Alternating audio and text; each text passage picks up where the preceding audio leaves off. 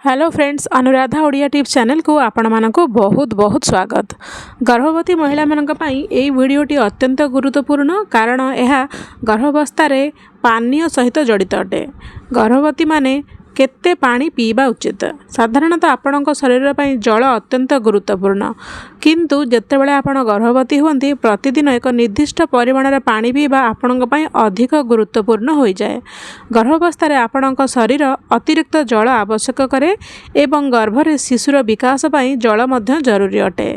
तो आजिर वीडियो रे आपण बुझी परिबे कि गर्भावस्था आपण केते पानी प्रतिदिन पीवा उचित एवं जदि आपण सठिक परिमाण पानी पीऊ नाहंती तेबे गर्भधारण समय आपण केउ केउ समस्यार सम्मुखीन होई पारंती एवं यह गर्भरे थिबा शिशु उपरे कि प्रभाव पकाइब। चलंतु प्रथमे जानिबा गर्भावस्था जलर बा पानीर गुरुत्व कौन।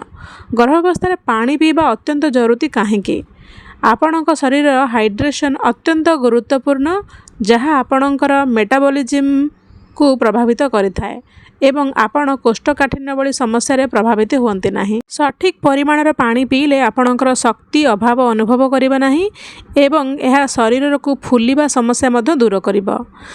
यह गर्भवती महिला एवं शिशु एवं यार विकास पाई मार थिबा जलर परिमाण अत्यंत गुरुत्वपूर्ण, कारण जदि आपण निजको डिहाइड्रेट करूचंती तेबे एमनियोटिक थली भितर थिबा एमनियोटिक फ्लूइड ह्रास पाई पारे। यही समस्या ऑलिगोहाइड्रोमोनियोसिस बा गर्भावस्था शरीर रे जलर अभाव भाव में जनाशुना यह अकाल जन्म परी समस्या सृष्टि करि पारे एवं केतेक क्षेत्र में पिला सठिक भाव में विकास करिपारे नाही एवं किछि समस्यार सम्मुखीन होई पारे।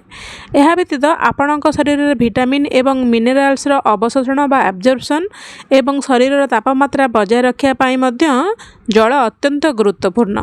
जदि आपणक शरीर में जलर अभाव थाए तेबे आपणकर मुंड बुलेबा मुंड बिंधा भली समस्यार सामना हेई करि पारंती। केतक क्षेत्र में तृतीय त्रैमासिक बा सप्तम अष्टम नवम बा गर्भधारण 34 रु 37 सप्ताह आपणक शरीर यदि डिहाइड्रेट हो जाए तेबे आपण संकोचन कष्ट एवं पेट जंत्रणा मध्य अनुभव करती। तेणु एगुड़िक बहुत अवांछित जिनस जहाँकि आपण गर्भावस्था घटवाक चाहती, कारण आपण गर्भावस्था अन्य समस्यार सम्मुखीन हो सारी। तेबे चलते आम जाना कि दिन को आपण केते पानी पीवा उचित। गर्भावस्था आपण प्रतिदिन अति कम 3 लिटर पानी पीवा उचित। तेणु आपण पाखापाखि 8 रु 10 ग्लास पर्यंत पानी पीवा उचित। जदि आपण एतिकी पानी पिउचंती जहाँ समस्त कार्यकलाप यथेष्ट होता है। जदि आपण स्ट्रेचिंग पहरिबा चलवा परी कौन एक्सरसाइज बा व्यायाम करुचंती तेबे आपण को अतिरिक्त पानी पीवा आवश्यक। तेणु प्रतिदिन आपण प्राय 3 लिटर रु 4 लिटर पानी पी पारिबे। आपणक शरीर में सठिक कार्य करने सहित शिशुर विकास पाई सब बेले पानी ठीक मात्रा रे पीवा उचित। चलते एवं आम जाना डिहाइड्रेशन लक्षण कौन।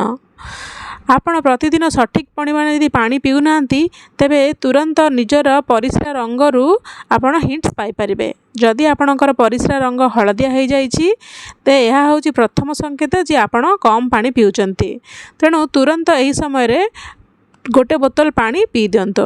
द्वितीयतः जदि आपण शक्तिर अभाव अनुभव करचंती, आपण को विरक्ति लागुची, आपणकर हृदस्पंदन बा हार्टबीट अधिक वृद्धि पाउची, लो ब्लड प्रेशर एवं निश्वास प्रश्वास नबारे सम्मुखीन होचंती समस्यार सम्मुखीन होचंती एवं यह मध्य एक स्पष्ट संकेत अटे कि आपणकर जल ग्रहण करिबारे किछि भूल करूचंती बा आपण सफिशिएंट पानी पीउनांती।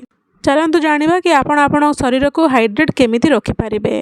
दिन को पाखापाखि 8 रु 10 ग्लास पर्यंत पानी पीयंतु। जदि आपण पानी पीवाई विरक्ति अनुभव करुचंती तेबे आप फलरस बा फल मध्य खाई पारिबे। नड़िया पानी बा पैड पानी मध्य आपण पी पारिबे। तरभुज रे मध्य यथेष्ट परिमाण रे पानी थाए ताहा मध्य आपण नै पारिबे। आपण कमला अंगूर परी फल मध्य खाई पारिबे, सेमानकर रस मध्य नै पारिबे। एहा मध्य शरीर को हाइड्रेट रखिताए एवं आपणकर शरीर यथेष्ट परिमाण पुष्टिकर मध्य पाई पारिथाए। ता छड़ा गर्भरे शिशु सठिक भाव में विकास मध्य करिथाए। आशा करुच्ची ए वीडियोटी आपको भल लगी। जदि ये वीडियो भल लगी था लाइक करेंगे एवं अन्य मान सहित शेयर करेंगे।